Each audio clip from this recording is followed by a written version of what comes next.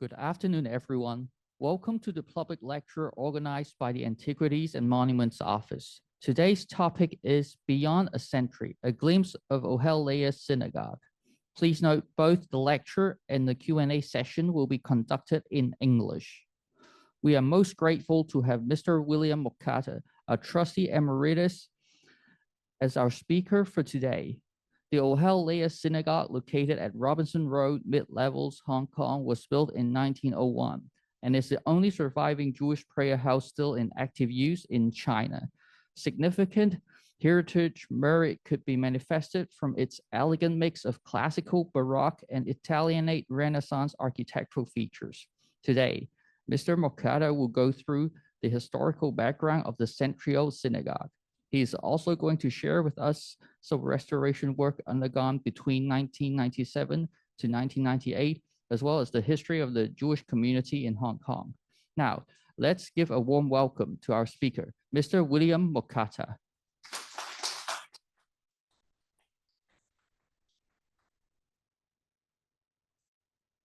Ladies and gentlemen, thank you very much for coming. I'd like to start by introducing who I am. I am a retired chartered accountant, age 71. I came to Hong Kong, Chinese New Year, 1977. And at the age of 23, I joined the private office of Sir Eli Kaduri Continuation Limited and brought the average age down to 60. It took 5 one-year contracts for them to decide that they might keep me on a little bit longer. And I became a director in 1982 and did a lot of legwork for the late Sir Horace and Lord Kaduri, who were wonderful bosses. I became a trustee of the Jewish community and the Ohel Leah Synagogue charity in 1989. And ironically, one of my responsibilities while working for Kaduri's was to look after all the Jewish sides of things on their behalf. And I did do all the negotiations with the developers and all the different options that were going on at the time. However, if you were expecting me to talk about the synagogue for 1.5 hours, I'm sorry to disappoint you. There are, and the Antiquities and Monuments Office have a fabulous book, which I might add, I believe at the charity and 70 Robinson Road, there are 30 copies still left, and they cost $220. They have some fabulous pictures in here. Sadly, as a retired person with a family office of 1 plus children in there, I was not able to make nice slides from this book, but I know that it is well worth either borrowing it or finding one for that. And I am showing that because I don't want to be accused of plagiarism. But more importantly, I'm going to show you this one, which is called A Jewish Heart, which has just come out by Robert Greene, Bob, as his friends called him, who started a movement of Judaism. Well, he was a team of people who started a movement of, well, you can either call them reform, conservative. I'm actually proud to say that one of the reasons why I feel qualified to come here today is my family were chucked out of Portugal by the Spanish Inquisition in the 1480s and settled in England in the 1650s. And the first reformed synagogue in the UK was called the West London Synagogue. And at that time, there were 22 or 23 governors, of which 12 of them were Mocattas. So I do feel that when we look into the history of the Jewish faith here in Hong Kong, we're actually talking about the Jewish faith worldwide and how it may have moved or progressed since the first Jews arrived in Hong Kong. Having said that, I better try and get down to some of my notes here. Right.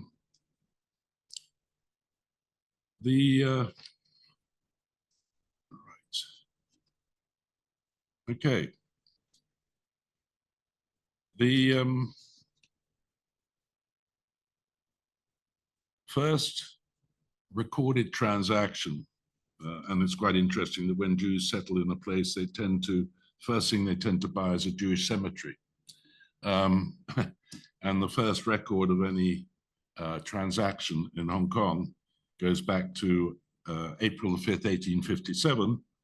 And it was an indenture in the name of Queen Victoria and Reuben David Sassoon in return of 5 current dollars, tax-free, and annual and yearly payments of the sum of 4 shillings and 2pence sterling, also tax-free. The Hong Kong Jewish community obtained a crown lease on 10,750 square foot property, Island Lot 851, used as a cemetery for 999 years, beginning in 1842. As moving on to expand it, this, I might add, is the one in Happy Valley, which is still very much there today. As the honorary president of the Hong Kong Judaic Society, Hong Kong's governor, Major Sir Matthew Nathan, helped the Jewish community expand the cemetery in 1904 by leasing an adjoining lot for 75 years. Permission to renew the lease in 1979 was made contingent on the trustees incorporating the property, which they did on December the 31st, 1980. The lease was later renewed later extended in 1981 for an additional 150 years. In 1984, a court ordered granted permission for this additional lot, not originally designated as a cemetery, to be used for burial purposes. And I think, and then the next piece of land which was bought, and this is why the Ohel Leah Synagogue is not the first synagogue in Hong Kong. The earliest Jewish congregation drifted from venue to venue, and I can explain that. To have a quorum, or in Hebrew, I mean, minyan, you need 10 Jewish men, and you actually could have your prayers here, and you could call this your synagogue. And that is why, when it first started out, the venue moved at least 5 times from the 1850s to 1902, eventually landing in former Cosmopolitan Club, plus the adjoining property on Staunton Street between Graham and Peel Streets, earlier purchased by Jacob's brother, Mayor Elias Sassoon, for $12,000. In March 1884, Mayor transferred the title of the property to himself, his brother Edward, then living in Shanghai, Frederick David Sassoon, his uncle in Hong Kong. And it's the wording here which is key to knowing how one should consider how the Ohel Leah Synagogue moved on from there. It is in trusts for allowing the Jewish community of Hong Kong to use said premises as a place of worship known as Ohel Leah. The significance of this is the wording inclusive. Now, the reason I say that is, if you go back to that time in the 1850s, 60s, there were 2 streams of Jews. You had the Sephardic Jews who came either from Baghdad or from Spain and Portugal, and you had the Ashkenazi Jews who came from Eastern Europe. And at the time when the synagogues, or the synagogue in Hong Kong was being built, the main body of people here was Sephardic from Baghdad, and ironically, they spoke Arabic. And they tended to be the rich ones. But to show you how that wording of it was for trust for allowing the Jewish community of the colony of Hong Kong to use the premises as a place of worship known as the Ohel Leah, at that time, there were only Orthodox Jews around. I mentioned earlier about my family and starting reform. But before I do that, we ought to move from where we went in the original synagogue and introduce you to two of the main characters who were party to finding the land where the existing Ohel Leah Synagogue exists. One of the two persons was a person called Emmanuel Raphael Belilios, known as E.R. Belilios. And I'm not going to go into too much detail other than to say that at the time, he was of a Sephardic family, but he was born in Calcutta. His ancestors, Marranos from Lisbon, forced to convert during the Inquisition, reverted to Judaism, settled in Venice, and later migrated to India in the early 1800s. Although intermarried with the prominent Gabe and Judah families in Calcutta, they were soon seen as outsiders in the Baghdadi Jewish diaspora.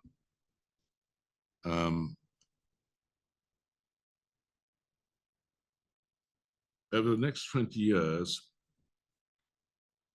Emmanuel became wealthy as a broker for trade with India and China and was known as one of the two leading opium merchants in the colony.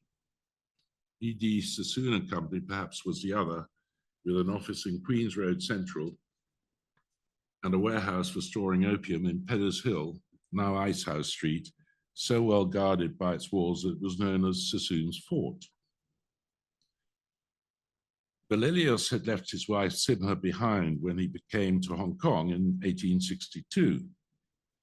In March 1885, he fathered a daughter with Li Wei, whom he named Maria Felice Belilios.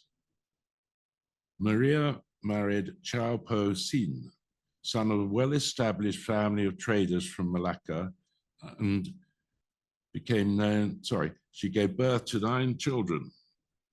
Among them, George Choi Wing Sien, believed to be the highly regarded doctor who pioneered the ear, nose, and throat ENT specialty in Hong Kong and headed the Hong Kong Medical Association amongst other medical bodies.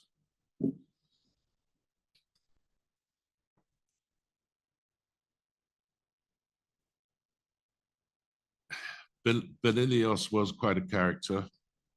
He built himself an incredible house at the top of the peak, and before the Kaduris had built the peak tram, he used supposedly a dromedary, a camel, to go up and down to Central.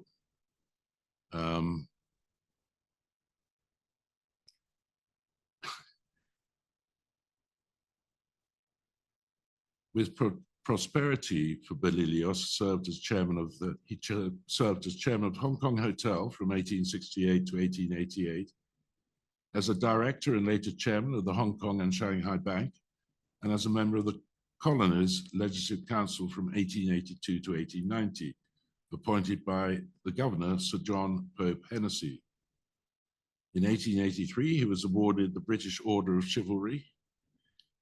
He was not only among the wealthiest and most respected persons in Hong Kong, but maintained a continuous presence since arriving in 1862. Unlike the succession of managers running E.D. Sassoon and Company, Jacob Sassoon himself apparently spent little time in Hong Kong. He was based in Shanghai from the late 1860s, in Bombay from 1880, and frequently traveled worldwide. As one of the longest serving members of the congregation, and a trustee actively involved in management, Belilios enjoyed considerable respect and influence in both community and synagogue affairs. In the early 1890s, he came to regard the site on Staunton Street as undesirable, describing it as surrounded by Chinese boarding houses and houses of ill fame, prompting the search for a new site. Although plans to build,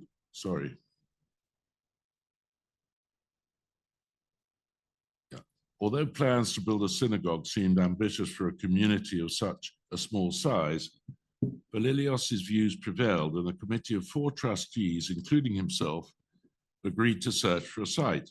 Although it's Belilios' initiative, E.D. Sassoon and Company remained the major source of financial support. Excuse me.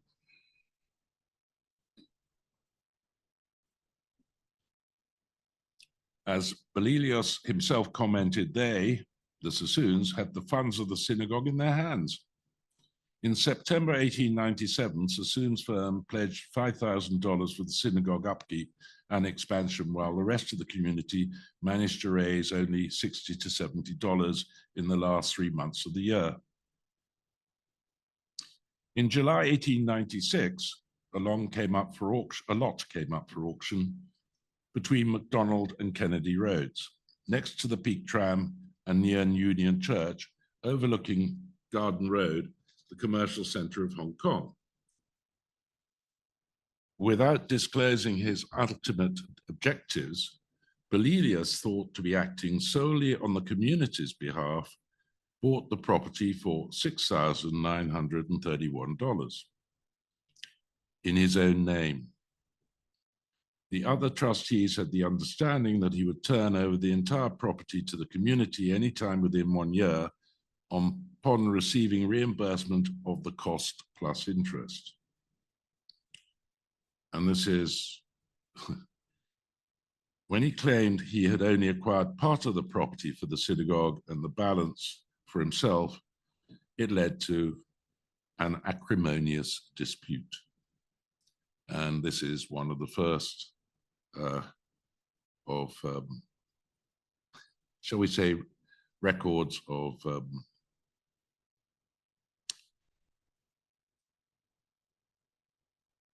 Jews in Hong Kong, and I would put it this way, washing their laundry in public.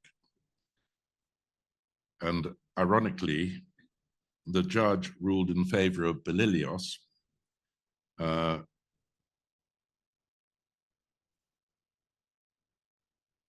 as seen in the court testimony, the issue at its heart was Belilios' strong opposition to the trustees' intention to place a tablet with a certain inscription in the proposed synagogue, one that presumably would honor Jacob's mother, suggesting that it was Belilios' wish to be the builder and benefactor instead. To a large extent, this was a sad victory because the division between 2 factions probably ran deeper, with ancestors from the Iberian Peninsula Sephardis in modern dress influenced by the Haskalah in Europe, and himself born in Calcutta. Belilios was likely seen as an outsider by the majority of Sephardim in Hong Kong, whose roots were Arabic, like those of the Sassoons.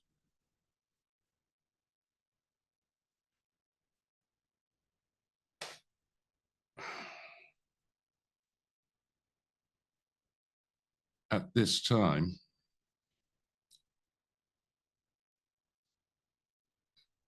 A.J. Raymond, who is a person you'll see who laid the first stone, foundation stone, had told the Jewish Chronicle how fraught the situation had been and how different events might have turned out but for Sir Jacob's help.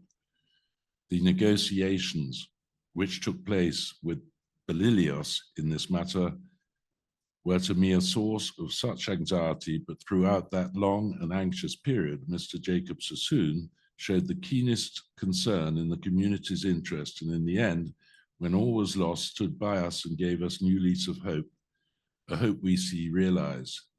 Not only did Jacob donate funds to build and maintain the synagogue, but also defrayed the heavy costs of the unfortunate affair, referring apparently to court costs and legal fees.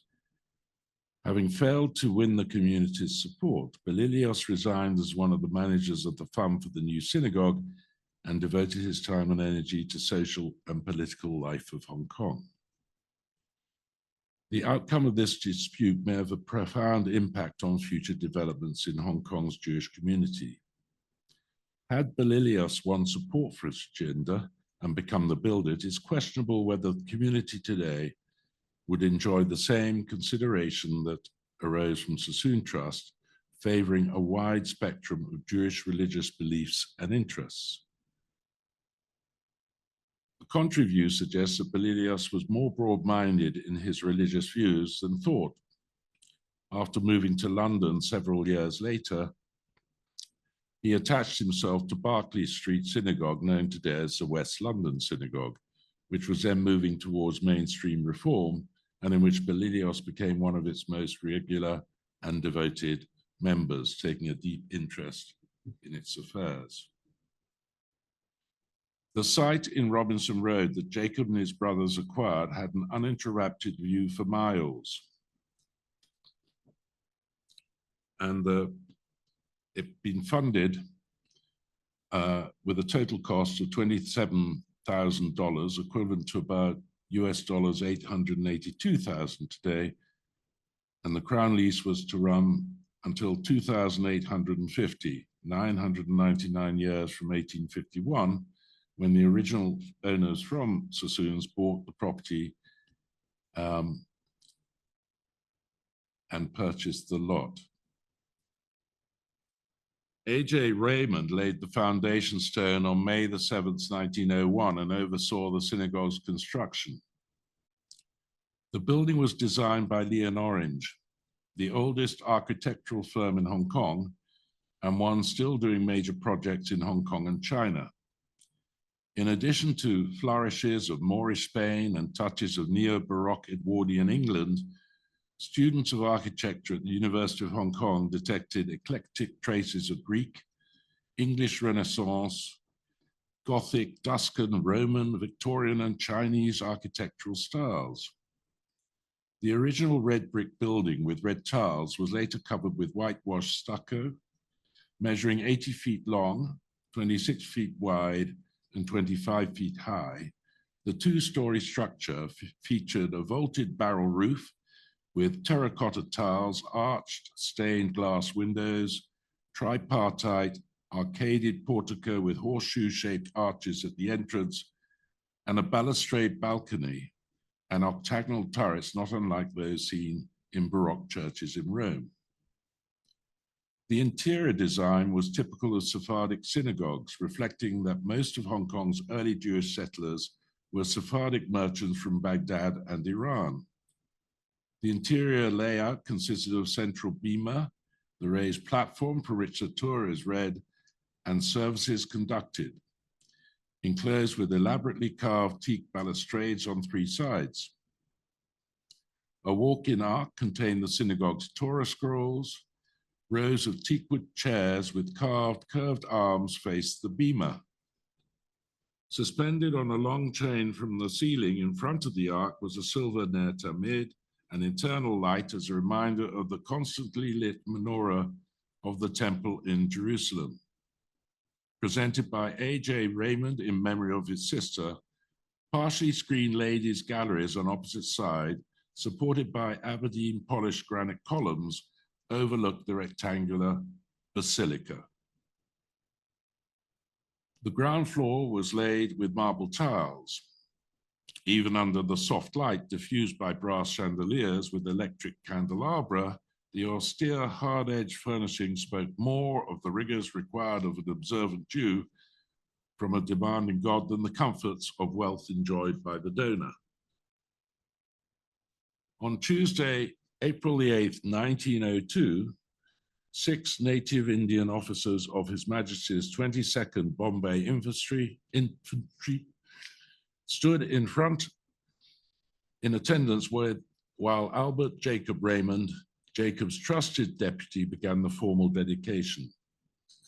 You, Mr. David, being one of the trustees and elected president of the synagogue, I, in the name of the generous donor, ask you to receive on behalf of yourself and your co-trustees the synagogue Ohel Leah and to hold it in trust for the Jewish community of Hong Kong.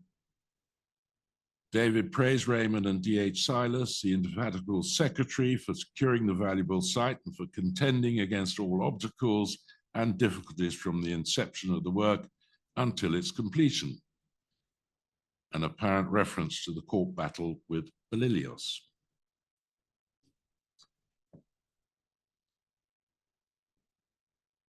An indenture filed April the 13th, 1903 was also referred to as the settlement or deed.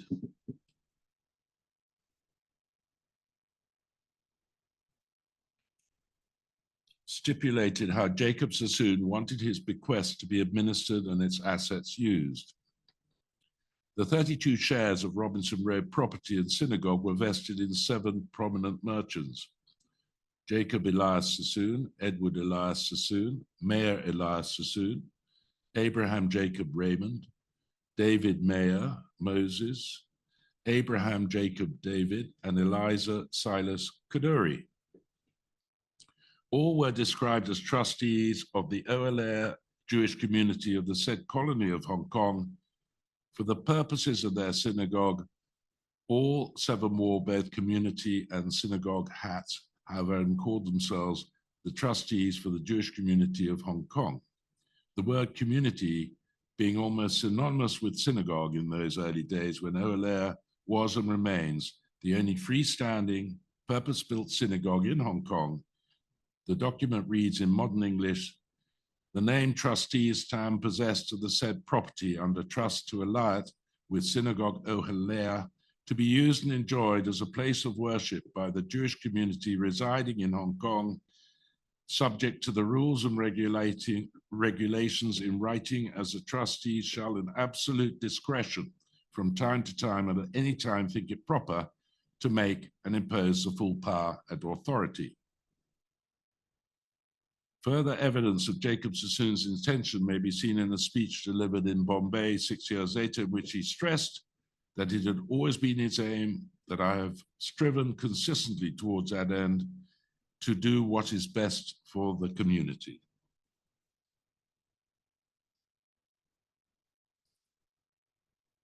A bequest by trustee Joseph Edgar Joseph in 1937 of 3 adjacent lots, including a house lying immediately to the north of Robinson Road, significantly figured in plans to redevelop the community property 50 years later, increasing the value immensely.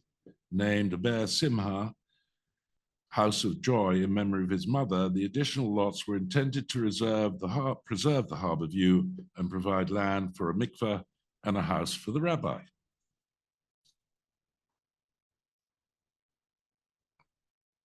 In 1905, Eli Kaduri bought out the debentures of a 1-room clubhouse on the synagogue grounds built earlier by several younger members, expanded it into a 2-story structure and registered it in 1909 as a Jewish Recreation Club. Although not a charitable object of the trust, the club became the central focus of Jewish social life for most of the 20th century, known mostly as the JRC, or the club. It included a kitchen, lounge with bar, and recreational hall on the ground floor, and a multifunction room on the 1st floor above for meetings, card games, a library, and other purposes. Instead of being kosher, the restaurant was kosher style. Members could play tennis, croquet, and lawn bowls on the grounds adjacent to the club, although originally prohibited on Saturdays and whenever services were being held. These activities became permissible on the Sabbath later, except for card playing and sports during services. Kaduri described the club as superior to Shanghai's club, calling it fully equipped and surrounded by charming grounds, and praising it as excellent rendezvous for male members after business hours when they can indulge in outdoor or indoor pastimes. Indeed, the club served the whole community and is used for weddings, lectures, and social gatherings of all kind.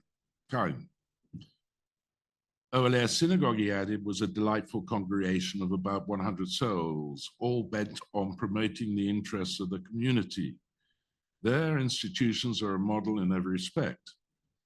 Ehli's generosity exemplified the Baghdadi tradition in which wealthy elders with social standing funded and maintained the communal institutions, the effect of which resulted in the community members taking these gifts for granted.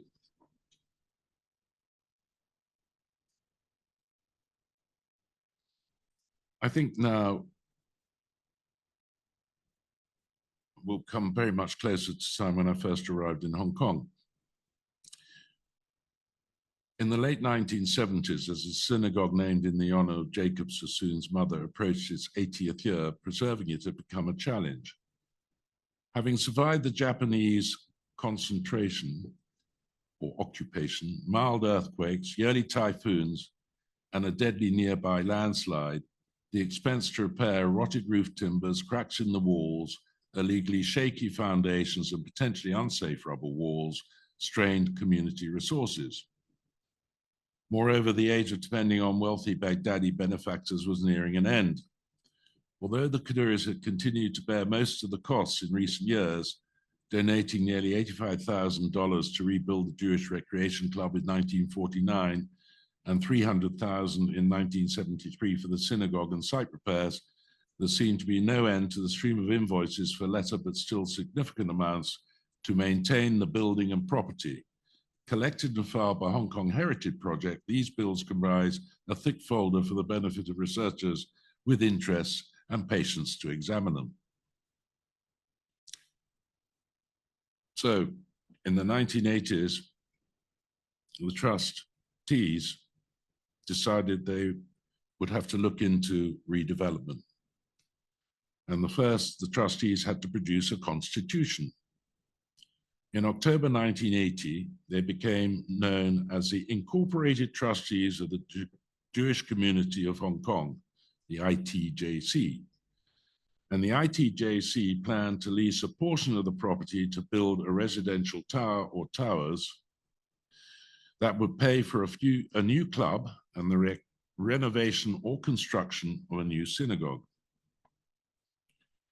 2 weeks before submitting the application, the trustees were nearly derailed by a Schedule D notice from the building authority requiring repairs on several retaining walls and a fence liable to become dangerous.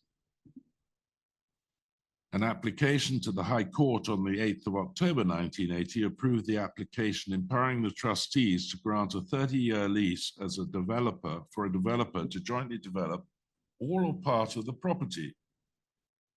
And Hong Kong Land were signed up. Now, let me just point out here, and certain people around here know the history, perhaps there wasn't very much communication between the trustees and the community at that time. And I'm not going to go into detail, but not only did it cause a furore within the community, but then a whole lot of people, non-Jewish, decided to get involved as to what the future should be for that site. I think what I'd like to point out here is that the trustees always believed in following Jewish law. And if you remember now, when I mentioned that Sassoons, who had left the original synagogue for the whole of the Jewish community, it was before there were any other Jewish movements other than Sephardic and Ashkenazi.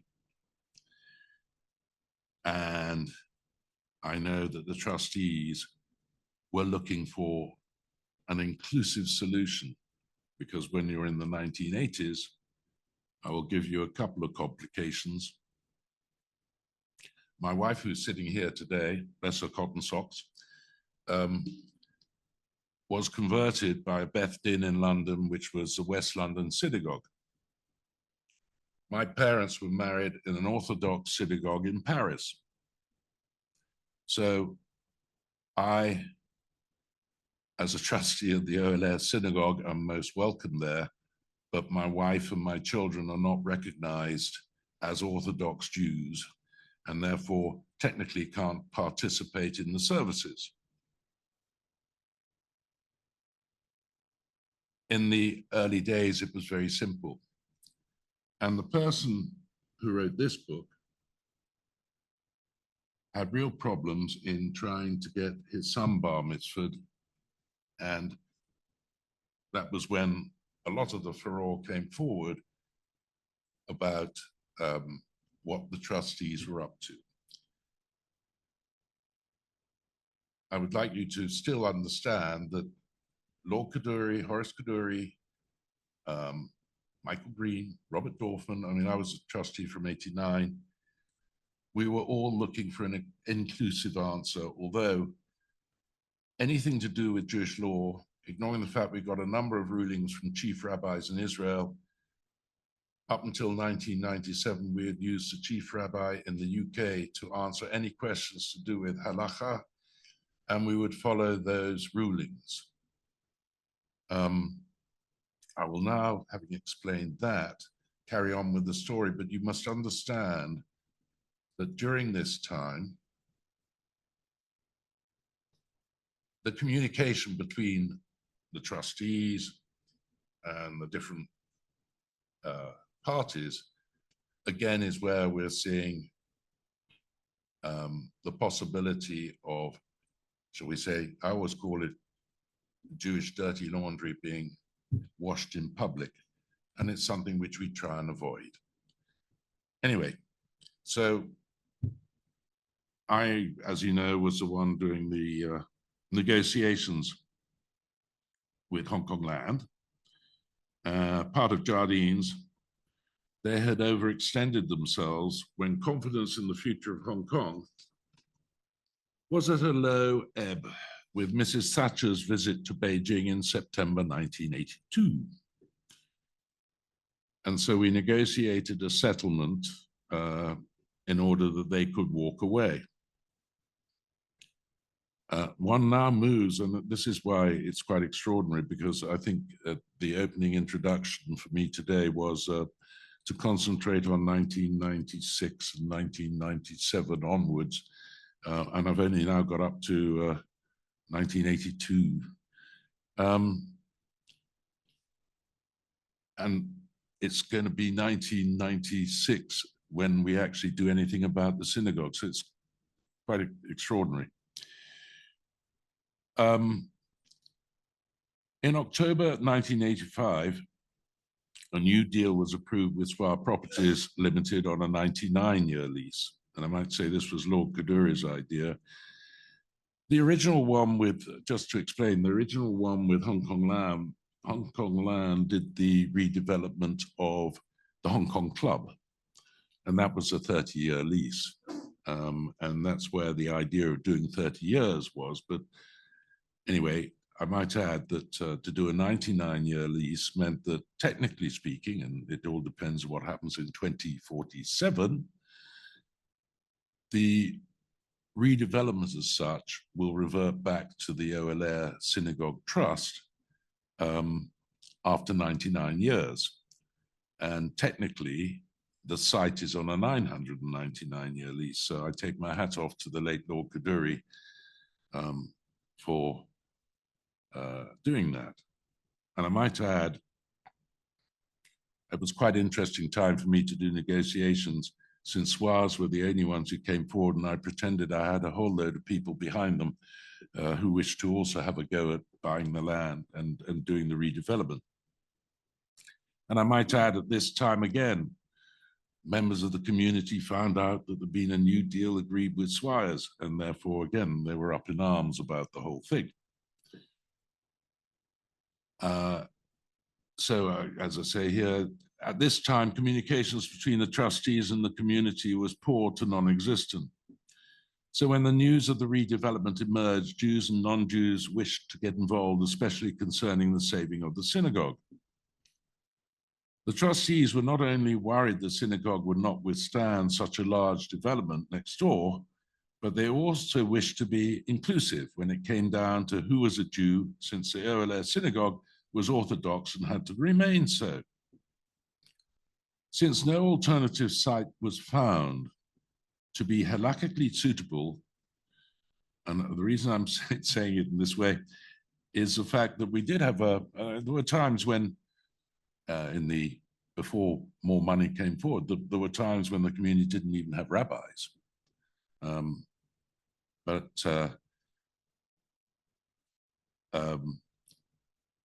We did have a rabbi at the time when there was the redevelopment was going to take place, and squires were getting very impatient with the trustees. And so it was agreed that this was because the current rabbi at the Ohel Leah Synagogue was unable to find a suitable alternative site for Ohel Leah congregation to pray. So the condition then was agreed that during the redevelopment of the residential towers and the JRC, the Jewish Recreation Club, the synagogue would remain in use. And even though it was practically a construction site all the way around. And at the end of that period, if the synagogue was still standing, they would look at the option of renovation or reconstruction of the synagogue.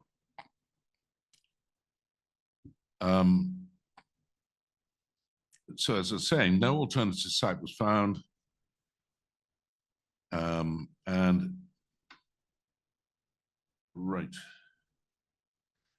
Where the synagogue had existing cracks, monitoring equipment was put in place and checked on a weekly basis as to any changes to the structure of the synagogue, especially during the piling period.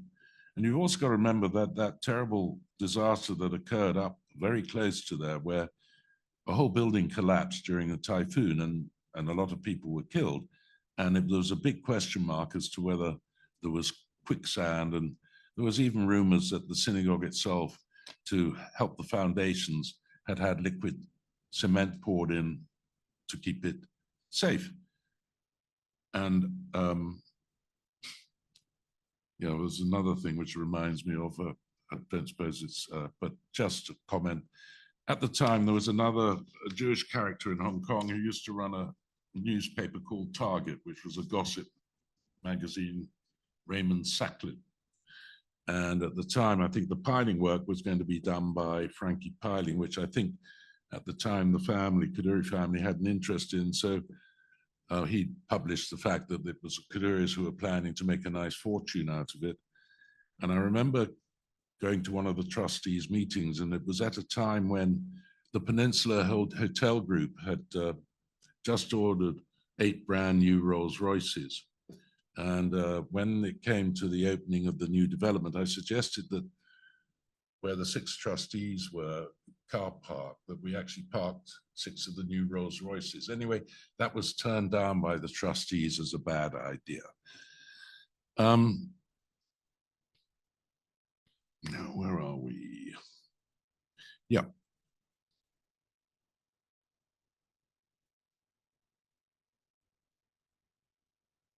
Right, so when the development was complete, one could see that the synagogue survived the redevelopment and was decided to try and go back to its original designs and colors, where possibly using specialists. I don't know if I'm repeating myself here, but please.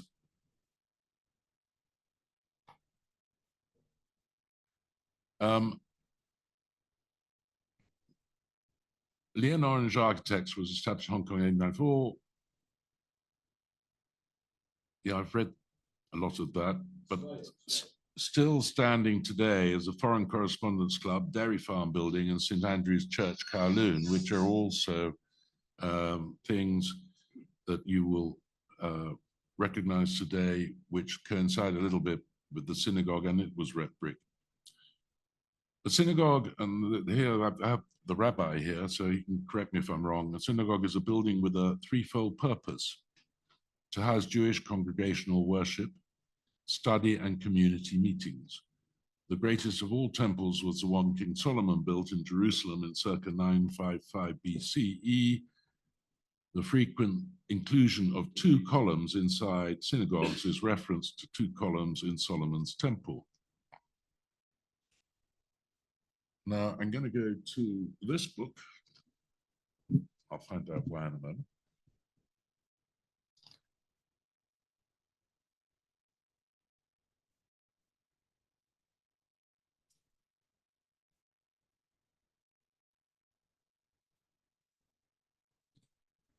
A site survey team was set up, and it was mainly from the Jewish community, but people of engineers and so on and so forth. And they did a search worldwide to find out who should be involved in looking at whether the synagogue be renovated or redeveloped, or sorry, recreated.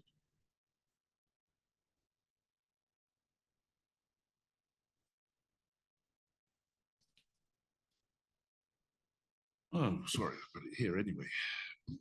Acting on the site survey team's advice,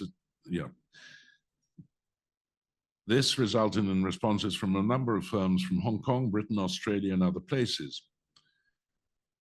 The direct and committed approach of Sakon Hassel team convinced the commissioning committee of the appropriateness of appointing this group to take the project further. The team was led by Bruce Pepman, principal conservation architect, who was responsible for the care and conservation of 350 heritage buildings owned by South Australian government. Under him, the work of the Heritage Unit had resulted in several awards for excellence in building conservation. The original brief developed by the site survey team for work at the synagogue outlined two possible solutions. Option A, propose the retention and restoration of the existing synagogue following conservation recommendations, and also involved some adaptation which addressed client requirements. These included the rationalization of existing spaces and functions and the improvement of acoustics and sight lines, as well as the upgrading of the building services. Option B, propose a replacement of the existing structure with an exact replica, while at the same time stressing client requirements in terms of function, services, acoustics, and improved sight lines. The replica building would need to adhere strictly to the conditions accepted by the Antiquities and Monuments Board of Hong Kong when demolition of the synagogue was first proposed. Bruce Pepman, who was the person in charge, had this to say: once I had visited the synagogue, I felt that the building was of considerable significance to its congregation and of great cultural value to Hong Kong. We believed that it displayed not greater problems than many of the buildings we had worked on in Australia and Malaysia. If my initial observations proved correct, the building could be retained, refurbished, and given back to the community for its continued use well into the next century. The development objectives, which I think are interesting here too, to employ an informed awareness of history as an urban landscape architectural design principle, but one which acts as a mechanism for contemporary expression, to conserve the building following the guidelines of the conservative plan in order to ensure the historical context and continuum of traditions and religious practices for future generations of the Hong Kong Jewish community, to refurbish existing interior spaces and include new services, fittings, and finishes in line with the conservation policy developed as part of the conservative plan, to increase emphasis on the synagogue and grounds as a major focus for the Jewish community and cultural activities, to emphasize the traditional uses of synagogue spaces, ensuring all activities not directly related to the religious or cultural activities of the community are relocated and or rationalized. To clarify entrance, approach, and movement routes within the site and reinforce connections and links to internal and external areas of adjacent development. Also to develop appropriate landscape themes that express these connections. To derive complementary benefits for the synagogue and Jewish community center through the blurring of existing boundaries and integration of existing facilities for the benefit of the Jewish community as a whole. To create an open, friendly, and inspiring physical environment conducive to the religious, cultural, and recreational involvement of all sections of the Jewish community. I might add, again, from getting a ruling from the chief rabbi in London, on the far side of the residential, and I think it's called Castle Steps, the trust was allowed to include an auditorium which had no entrance from 70 Robinson Road, which could be used in future for the Reformed or UJC, the United Jewish Community in Hong Kong, and thereby becoming very much more of inclusive in the modern day word rather than in the 1800s word. And that's where I was coming from all the way along on this discussion or lecture.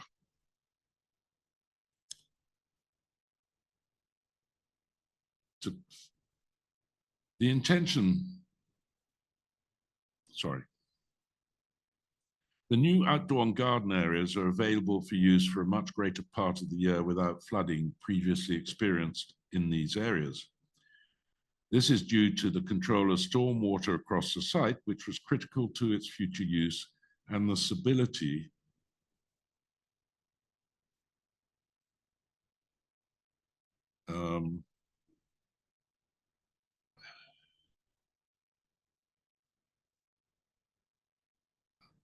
of the slopes. A comprehensive stormwater management system was installed before the new granite paving was laid, and this was carefully directed water away from the building and activity areas and into stormwater system of the streets below the site. A bonus from the landscaping has been the reduction in the plagues of mosquitoes, which previously discouraged full use of the garden terrace areas. Our intention was to provide the Ohel Leah Synagogue with a setting, and this is from the team, and context which would enhance the historic nature of the building and build on the spiritual and social associations of the site had for the community. Subtle boundaries and divisions were created by the use of hedges and granite walls and by utilizing the natural terrace quality of the site to the north of the building. This allows the building to be read as a discrete entity and highlights the results of its careful physical conservation works. It was also a pleasure to be able to design the side garden for Lady Kaduri as a memorial to her husband, Lord Kaduri, and his brother, Sir Horace. I know I was supposed to come here and talk to you for 1.5 hours about the synagogue renovation, and I hope I haven't bored you, because you've got to understand that I am a retired chartered accountant at age 71, and this is the first lecture I've given in my life. And I apologize if you found yourselves getting the reason why we have the Ohel Leah Synagogue as we have today. And at the back there, they're going to show some pictures. And I apologize again here, because the synagogue was renovated from practically every tile from the roof downwards. A study was done what the original colors were. And so therefore, let me read to you, after all the work that was done, and I might add, it could be done because the charity had enough money to be able to do either a replacement or to do total renovation, thanks to the redevelopment of the whole site. And that's where we hope to carry on forward. Now, the general reaction, I think, is, to me, interesting in this book. So let me please read to you the general reaction. Then I'm very happy to be open if anyone wishes to ask any questions.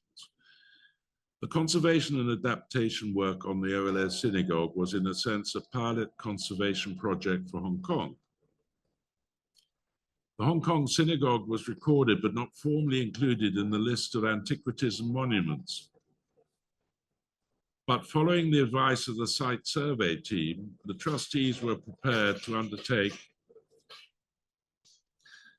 a full and thorough conservation and adaptation process which reflected their understanding of the cultural value of the building. Many of the members of the Antiquities Advisory Board who paid visits to the site during the works were impressed and delighted with the ongoing conservation work. The process is followed and standards attained. The work on the synagogue in Hong Kong is now referred to by the Antiquities and Monuments Office as a significant exemplar of conservation.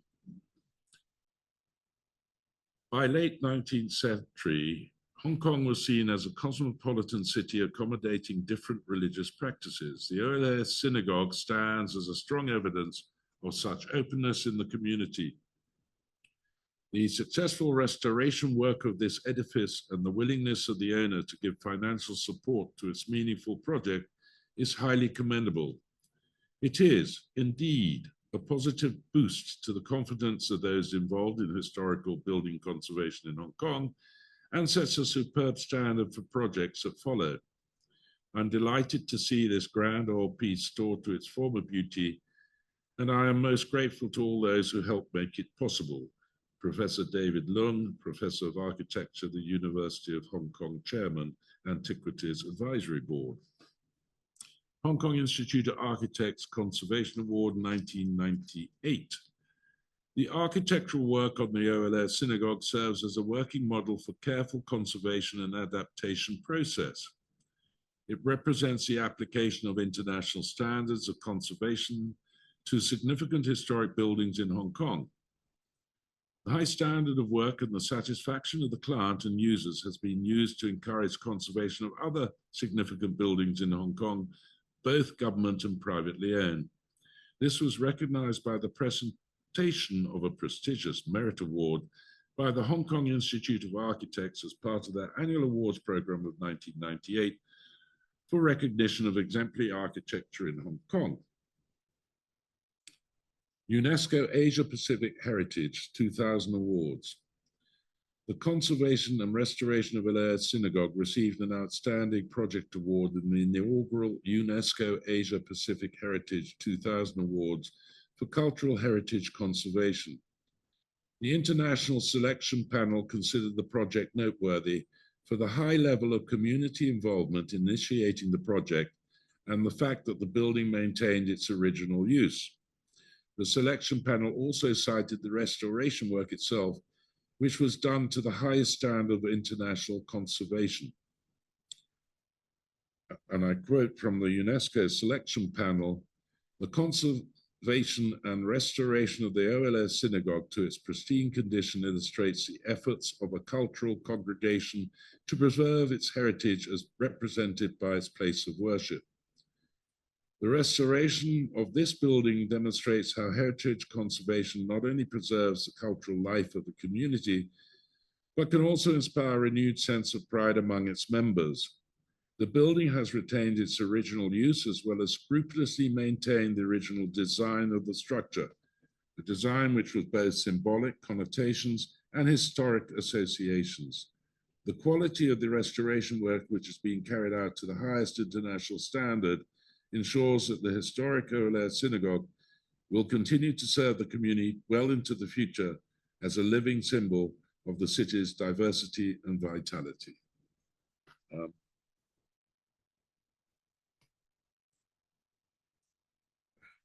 I think ladies and gentlemen.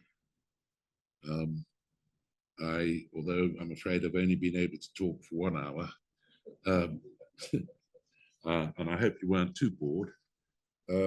I am open to anyone who wishes to ask any questions, and I'll do my best to answer them. So thank you very much for the wonderful sharing by Mr. William Mocatta.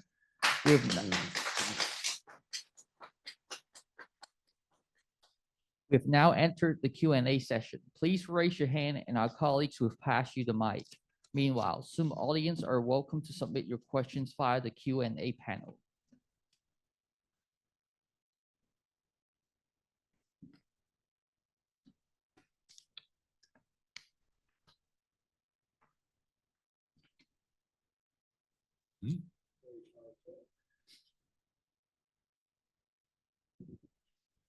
Yes. I'm intrigued. Why has the OMA all of a sudden asked you to talk about the synagogue? Is it because it needs more public interest, or why? Well, I'm afraid to say probably my name with the Antiquities and Monuments Board is not highly regarded at the moment, because the government wished to take over the management of the renovation and management of the maintenance of the synagogue, because the synagogue is the highest recognized heritage building in Hong Kong. And there are two problems about, and I've had to turn them down twice. I mean, it's a very kind offer. And yes, we realize we are the most respected building. But one of the trustees' responsibilities is the maintenance of the Ohel Leah Synagogue, and this is something we cannot just pass on to any other government body. That's number one. But I think more importantly, number two, is the fact that the Antiquities and Monuments Office have a certain budget per year. And if some emergency happened when they'd already spent the budget for that year, the question is whether they would be able to come forward and be able to help with the emergency. So I think that I think they did it as a revenge for me turning them down, because when I originally heard about this, and I can tell you, I have been so nervous. My wife is trying to keep me in order. I have a thing called arrhythmia, and I can tell you I had a bad attack of it this morning. When I first heard about this, I was told through the charity office that someone was supposed to come along and answer, give questions, and well, there'd be a question and answer situation on the synagogue. And since I negotiated, and I know all the figures with Hong Kong Land, Swires, I thought I'm an appropriate person to come along to answer some of the questions, because I might add, they're not all in here, and some of them are a bit inaccurate in here. So I was just felt, okay, I'll do that. So I then went back to the charity office, and I said to them, when are we going to have this? Because I was contacted in something like October or somewhere like that. And Vivian then went and contacted them again, and they came, oh, well, decided to do it on Sunday, the 24th of November. And could you please put aside 2 hours, because you're going to be the main speaker at a lecture for 1.5 hours. And as I said to you, I thought I was only coming here to do a question and answer. And I apologize to anyone who came here and expected me to talk for 1.5 hours on the building. AMO have 2 tours every Sunday of the synagogue building if you wish to go and see it. And I would say to you that it is well worth going to see. And I've heard from our chief rabbi of the synagogue that, and he tends to take people around quite a lot of the time. And the thing is, because it's the Antiquities monument, it's supposed to only talk about the building. So I thought I'd come here and really spoil your afternoon and talk about the Jewish religion and how that Jewish religion got us to where we are today, and explains why we have the buildings the way we have them, and the history behind it. I hope you enjoyed it. Yeah.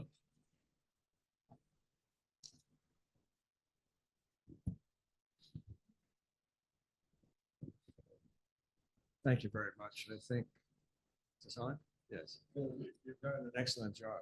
I mean, it's complicated, it's highly emotional, it's very tense. I was the head of the restoration group over there, but basically you've succinctly put together a good history of the Jewish people and of the synagogue, and they have done an excellent job. Some of the things you've discussed, I never knew about. Come in over there. Another element was Lord Jacobowitz. He was going to allow you to move the congregation some other place, but we couldn't find one. So that made it difficult and required. And then in the restoration, I pushed them to restore as much as possible. The windows, the chairs, the seats, and everything to go do, but also to enhance the upper gallery where the women are sitting to make it more comfortable and more viewing. So it came out, and it's part of our history and part of our life. And thank you very much. Excellent. Are the notes that you were reading from, what was that, from a book? No, you should know that. It's from, no, I didn't finish reading it yet. I just got my copy here 2 weeks Yeah, ago. well, you see, this book is, what? No, look, I did say that I was going to do plagiarism here. Yeah, that's part of it. Sadly, the author has died, and before the book was actually published, and he had promised me, because when I contributed to the book, you had to sign a form saying you wouldn't sue him. So I only actually wrote, I signed the form, but I did put in there, I would like 3 signed copies. And sadly, he passed away before it was published, but Chuck Burnett very sweetly, gave me the first one. And when I found out I was doing a 1.5 hour lecture, I have gone through this book cover to cover. I might add that this does,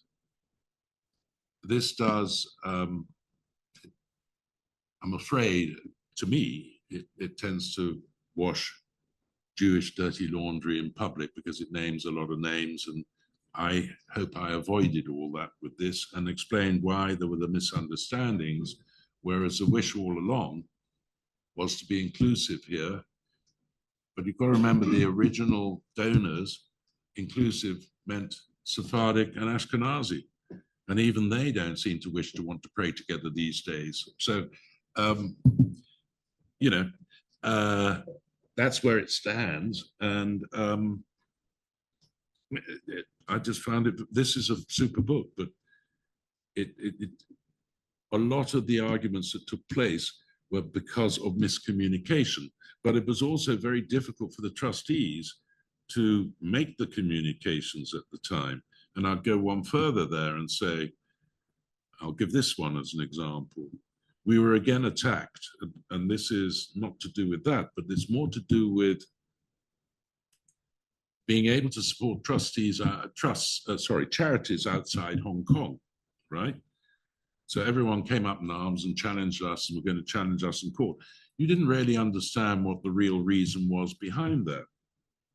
J.E. Joseph had a charity in Shanghai, and after 1947, there was certain money left over in Shanghai, but no Jews. And so the money was stuck there. Now, I'm not arguing we did in the end find ways of being able to get around the courts, but compared to what was there and what was sitting in Hong Kong was a far, far larger sum of money. And with 1997 coming up and not knowing what the future would bring, the whole reason we had actually tried to get that clause put in was to ensure that we didn't end up like J.E. Joseph. It had nothing to do with wanting to send money overseas, but if times changed and we couldn't live here anymore, we had the opportunity, it was just forward thinking, but then we got attacked totally for thinking of doing that. All of this, I think, is fair for you. it's being filmed, so you can play it. I'm not going to go through this again.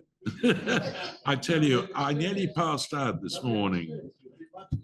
Excuse me, the video that they're making now, is that going to be online? Or is that private?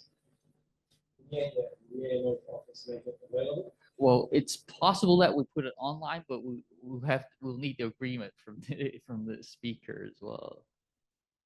You need to what? We need the agreement from you to put Need it the online. concurrence.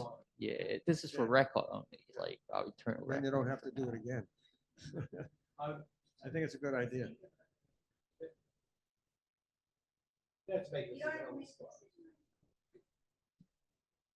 Well, if you don't want to. Basically, I'd agreed to have it in the records here. I would like to have it in the records of the Heritage Society, which is Kaduri Stroke in CLP building. I would like them to have a copy of this, certainly. And I would like the Jewish Historical Society to have a copy.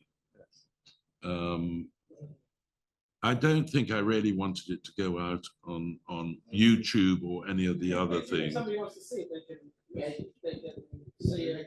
Yeah, you can, yeah. We can do Okay. that. Yeah, No. we'll keep it away from YouTube, but we'll get you No, copies. of get a it. copy, that No would be wonderful. Yeah. YouTube. It's got to be the Heritage group, which you presumably know, the one which China Light and Hotels and Katuri family are set up Yeah. in CLP. Yeah, Right. yeah. Okay, that should have a copy. The Jewish Historical Society up at 70 Robinson Road should have a copy. And you have a copy with your Heritage Society? And the yeah. Jewish Historical Society And the also. Jewish, yeah, I'd say it mentioned that. Anyway, I want to thank you very much because I was on the other team for a long time and I never knew from your side some of the aspects and the considerations that you had, and you were able to explain it and put a balance into this instead of being fighting as a one-sided washing the laundry. It became more clearly based on your explanation. Thank you very much. We're all the same. We're- We're all on the same thing. Yeah. We're all the same. Okay. So last but not least, let's give a big round of applause for Mr. William Mocatta again. Thank you very much. And please join us on our next public lecture on connected religiosity, the architecture of Christ the King Chapel, First Church of Christ Scientists, and the Hindu Temple of Hong Kong. It's on next week, next Saturday. It's in Cantonese, and it's on the 30th of November. Thank you, everyone. Thank Thank you. Thank you.